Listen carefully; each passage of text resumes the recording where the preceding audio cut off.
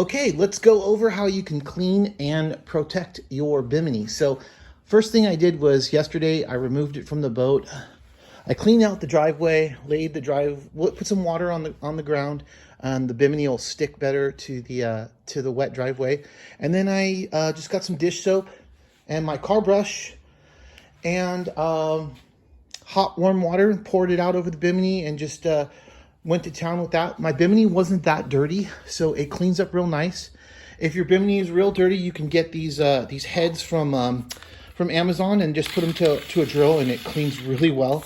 And then you just take it and I hang it over the fence, and I had it sitting out there overnight. It dries probably in an hour, but so I got it laid out here in the garage because it's quite windy out there right now. I don't want any of the leaves that are falling to get on it. So it's in here, and it brings us to the 303 brand, the fabric guard. 303 has a couple of different upholstery and fabric guard material. This is the fabric guard, and their main thing that they say is water repellent. So if your Bimini or your Sunbrella material is leaking water, this is supposed to fix that issue. But I mainly use it for the UV protection. It's sort of like a sunscreen and helps the fading of the Bimini. This Bimini is 7 years old, and I've done this process twice now.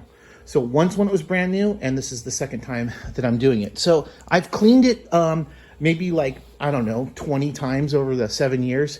I usually clean it twice a year, but we had a lot of fires here in Northern California, so it was quite ashy. So I think this might be the third time that I've cleaned it. So anyways, now that it's all clean and now that it's all dry, we're gonna go load some of this fabric guard in the HVLP gun. This is my fancy $30 Harbor Freight HVLP gun. And we've loaded it with some 303 fabric guard. That's what it looks like. It's clear and it smells like crap, but whatever. We'll get that. And we got my trusty dusty 3M respirator, and we'll go to town. Here we are. This controls our air, and this controls the volume. So here's air. There's our material, and if you have a cordless leaf blower, that works awesome. Blow this thing off, get all the dust out, and lays it real flat, and then go for it.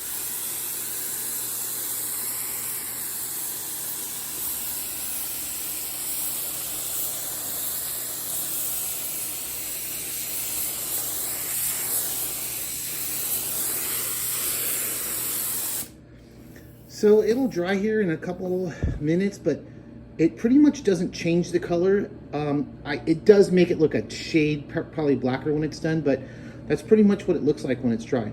So I'll put the camera down and finish. Now that it's time to clean up, it made me remember something. Here's the pro tip. Before you run anything in your gun, it's a great idea to run some like acetone or soapy water or something through the gun that you know that the gun's working properly. And another thing is, this stuff ain't cheap. That's 70 bucks for that. And so you might want to adjust the tip or the fan or how it's spraying. And it's cheap to do it with this or soapy water. Get it all dialed in. You know the gun's working. Dump out your material. Run some air through there. And then add your stuff and have at it. Okay, so here's the final product. I'll take it outside now and hang it over the fence and let it kind of air out. It does kind of stink for a couple hours after it's done, so this works great on any of your exterior outdoor furniture and fabric. And a great idea is just line it all up and get everything taken care of at one fell swoop.